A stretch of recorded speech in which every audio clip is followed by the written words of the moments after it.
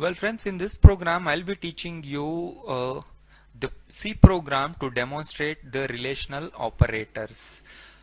To demonstrate the relational operators, I'm going to use the three variables here, respectively A, B and C, and I'll initialize these variables with some value.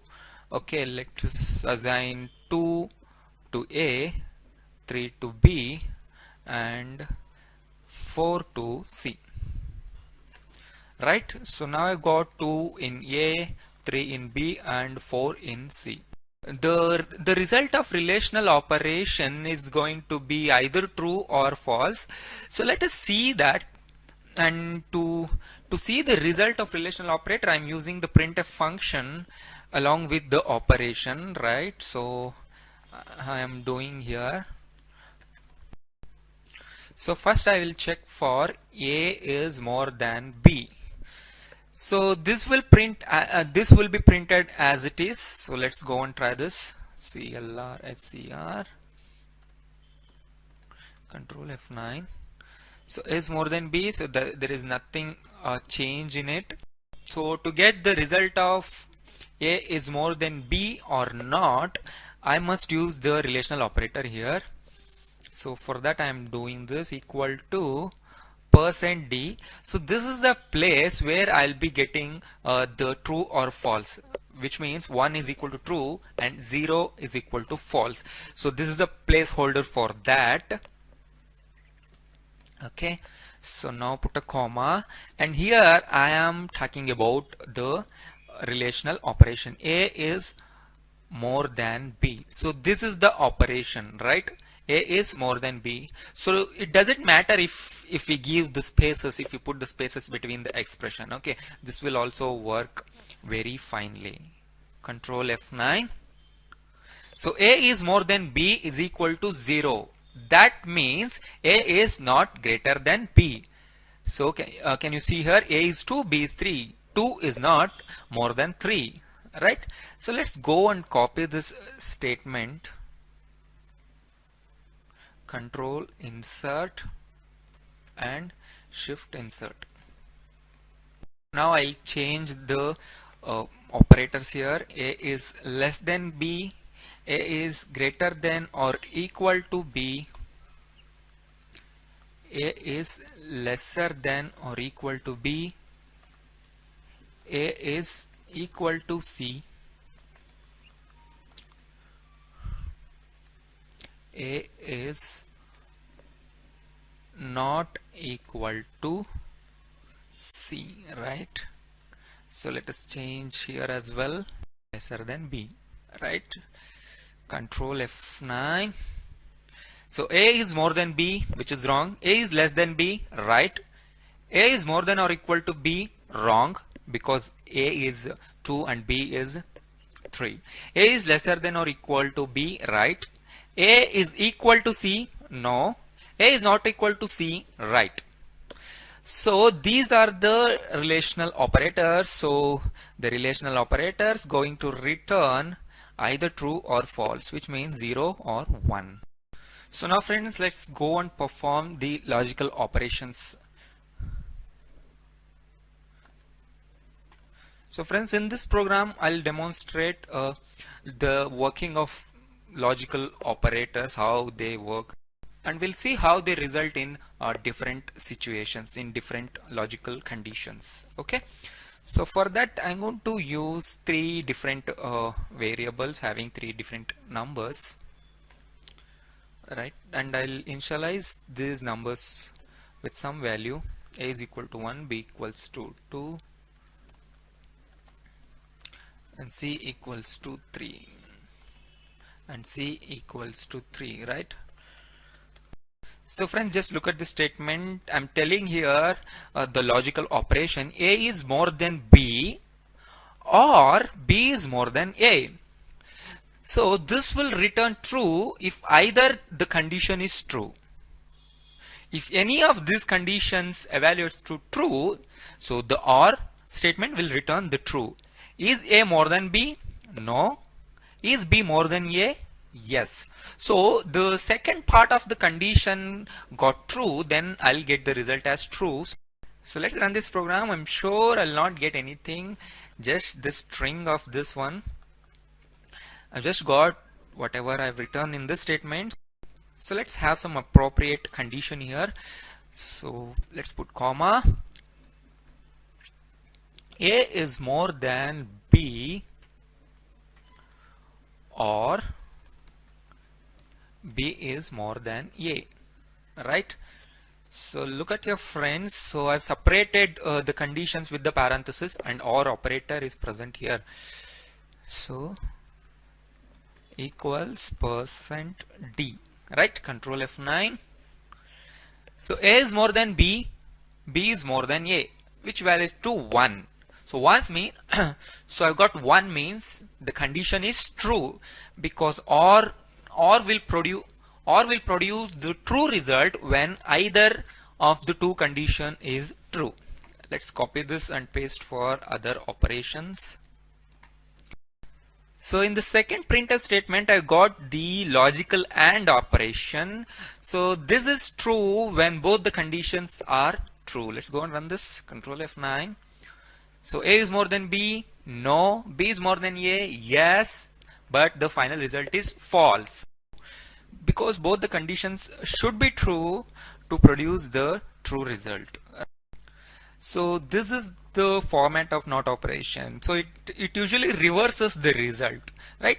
B is more than A, which is true, but we still get the result as false. That is what NOT does. So I'll put here NOT B more than A, right? Let's run this. Control F9. So B is more than A, which is true, but I've got false as result because I'm performing the NOT operation. So well friends, I hope you understood the logical operators. So friends, I'll demonstrate the bitwise operators in this program. For that, I'm going to take two integers here, A equals to 1 and B equals to 1 as well.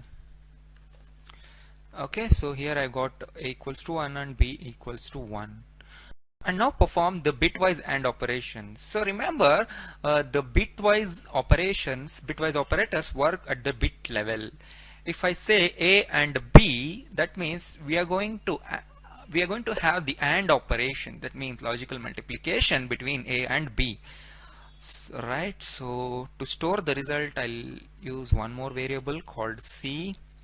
Now go and print the result. C equals to A and B, right? So A and B. Let's go and print the result. Printf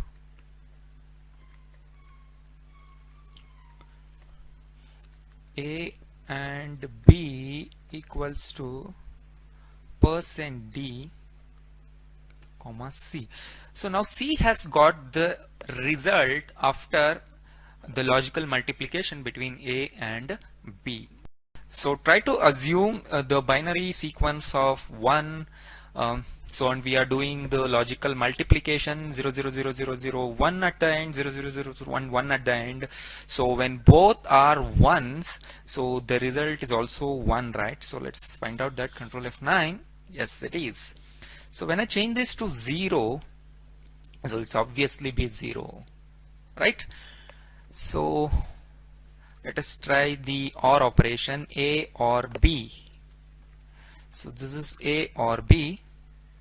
So A is 1, B is 0, which means 0 0 0 1 or all zeros. So we are doing OR operation between 1 and 0. Control F9, which is 1, because 1 or 0 is 1, right?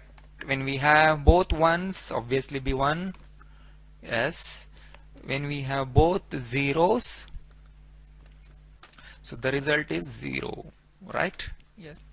And now I'll show you how bitwise XOR works. Okay, so the bitwise XOR operator is represented with this symbol, right? The caret symbol. Normally XOR will produce the true value when either of the input is true or either of the input is 1. when both the inputs are same, it will produce the false, right? If I say A XOR B here, and if I go and print the C, let's see what happens, because now A has got 1 and B has got 1. When I perform A XOR B, let's see what happens. Control F9.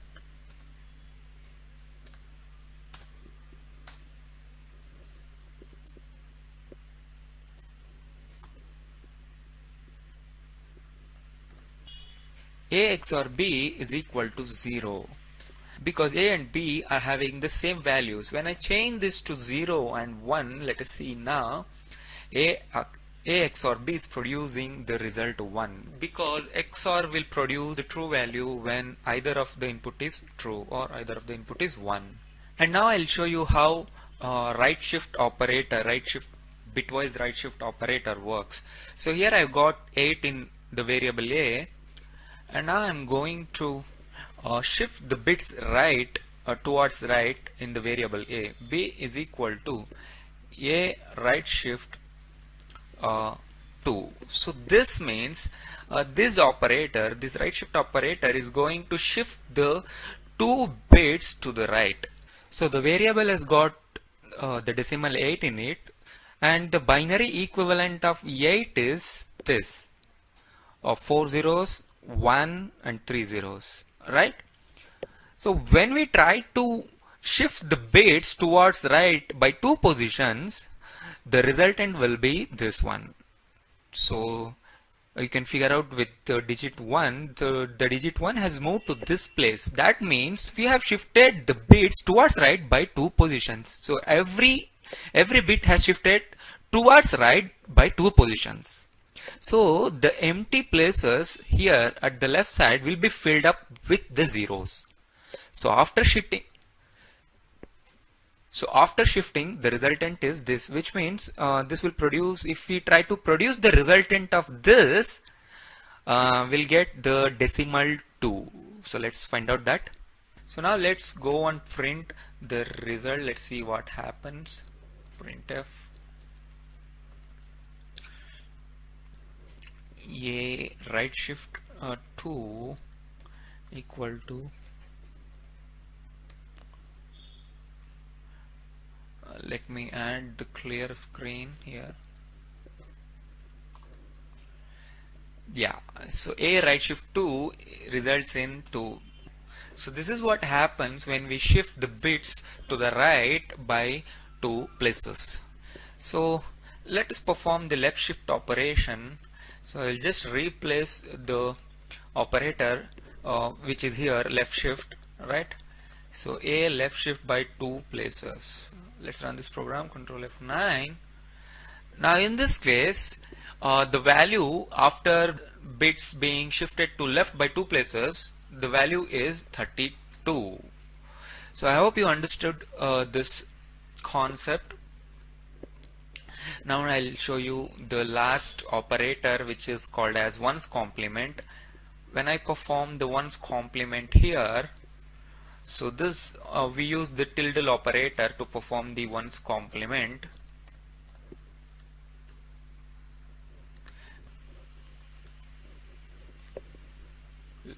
So let's run this program, Control F9. So now the complement of 8 is -9.